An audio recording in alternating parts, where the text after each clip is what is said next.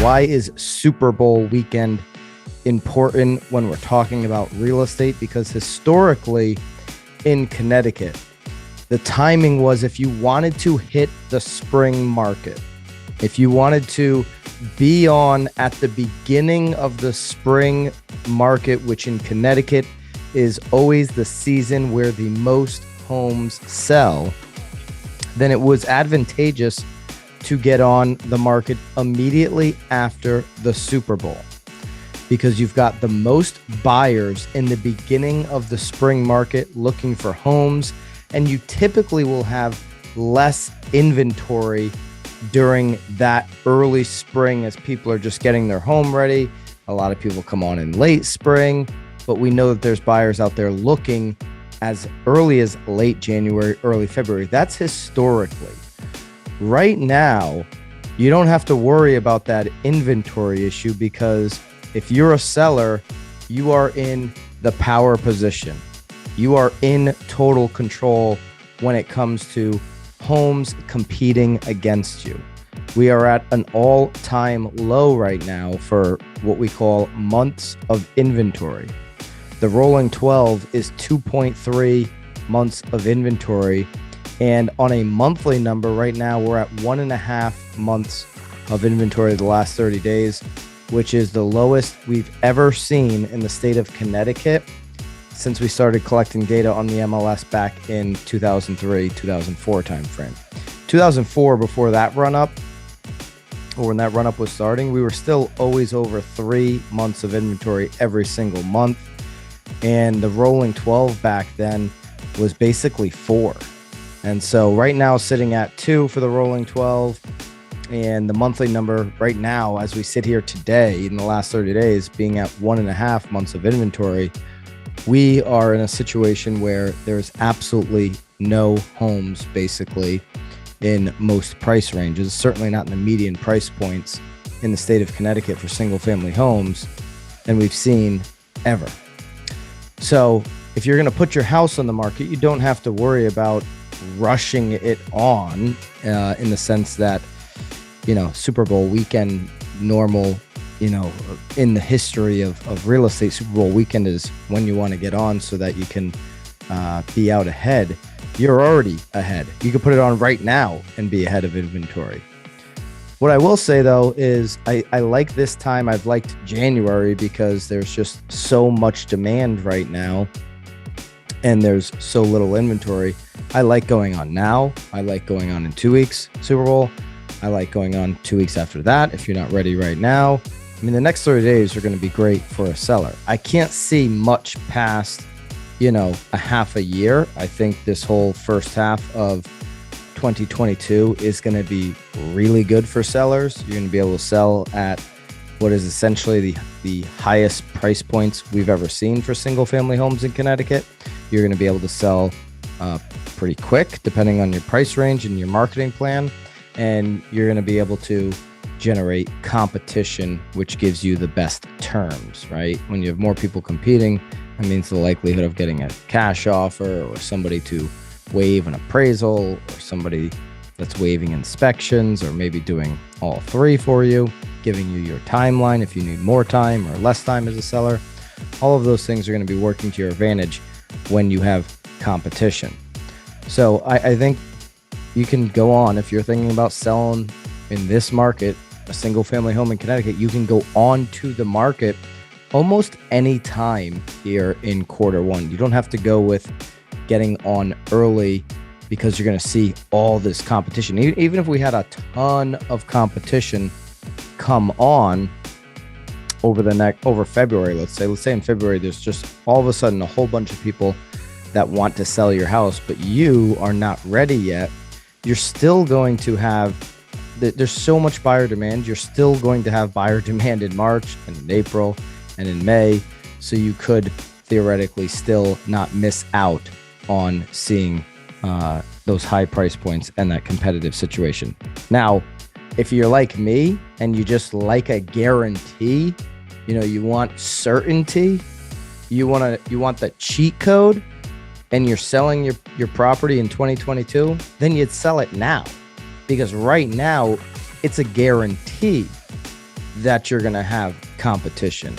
It's a guarantee listing at the end of January, the beginning of February, that you're going to have multiple offers, that you're going to see so much demand that it drives the price up to the highest one possible in the history of prices in Connecticut.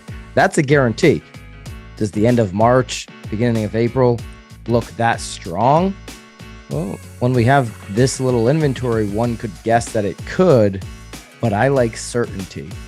And so, if you're just thinking of selling your house, just having thoughts about, should I do it? I would spend time getting educated, right? You can reach out to me, Byron at One and Company, and we can connect. If you're 100% convinced that you need to sell a certain property this year in 2022, whether it's an investment property or the one you're living in, because maybe you're relocating or you're downsizing, or you have a property that just has too much upkeep, or you've had some issues with tenants and it's just been a headache and it's just not worth your time, then I'd be making moves to get it on the market right now. What are you waiting for when you have the guarantee best situation you've ever had in the state of Connecticut? Like, it can't get any better. If you're a seller, we're not going to see this go from 1.5 months of inventory to zero. Like zero, that's not happening. So if this goes up, you get 6 months of inventory. What that means is you have way more homes competing with you. When homes were not selling, because for everybody without a short memory, we remember what 2009 and 2010 and 11 and 12 and 13 and 14 and 15 looked like in Connecticut. All of those months, we had 10 plus months of inventory. All those years, we had 10 plus months of inventory. We had tons of competition. Everybody wanted to sell. There wasn't as many buyers. And what happened? Prices were driven down. I talked during those years to sellers every single day, and they'd blame the state and they'd blame, the situation and the mortgage crisis. And a lot of that was very valid, right? A lot of the things that they were talking about for the reasons why their house was valued at where it was absolutely true. But the facts are, when you have inventory go through the roof and you have less buyer demand and higher interest rates, which is, we've talked about that on previous shows. You can go to CT Real Estate Radio on your podcast, wherever you listen to podcasts, and check that out. But when you do have these higher interest rates, more people will get out of the market, right?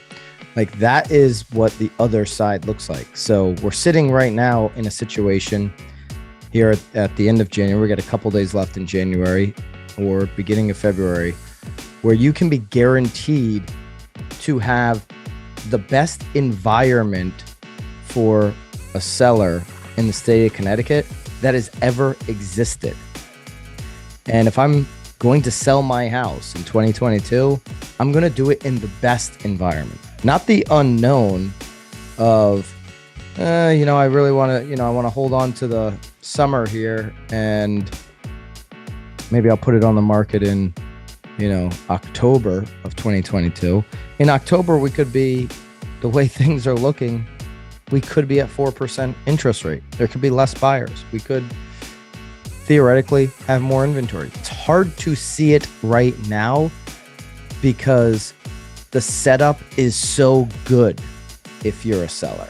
And it's hard to see that it's going the other way with how much demand there is, but we just don't know what craziness can happen in our world between now and, say, the end of summer.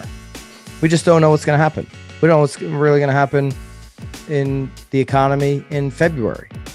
But we do know that right now, if you put your house on the market and you have the right plan and the right approach and the right pricing strategy, there's a huge strategy right now to getting 10, 20. We've seen properties in the last 7 days with 40 offers on them. But there's strategy behind where to price that property to bring in multiple offers. And anytime you can tell, you're just looking for one buyer that meets your terms. Anytime you can tell one buyer that they're competing against 10 other offers, guess what? You get a huge, huge number. You still have got to put together a marketing plan and a pricing strategy that makes sense. Even in a market like this where sellers are in that power position, you still have to reach every single buyer at the right time, with the right pricing strategy, with the urgency. There's a lot of ways to create urgency so that they're rushing in and willing to believe they've got a chance to win the property so that you do get 10 plus offers on it. Because anytime a seller gets 10 plus offers, they're almost getting what they want. I mean, they're usually getting what they want every time, right? In terms of terms and price and all of that. But there still are properties right now that are being listed with, which blows my mind, crappy cell phone photos. They are still being listed with no marketing budget behind it.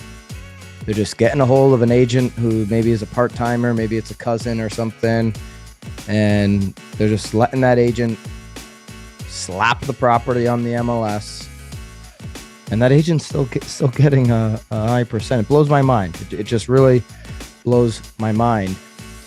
The top 10% of agents, all right, the top 10% of agents in Connecticut do over 50% of the transactions. That means 9 out of 10 agents you work with are basically doing no business. 9 out of 10 real estate agents you meet are basically doing no business. We're having so much success at the one team because everybody on our team is hungry, committed, and accountable to make sure that we achieve our clients' goals and dreams.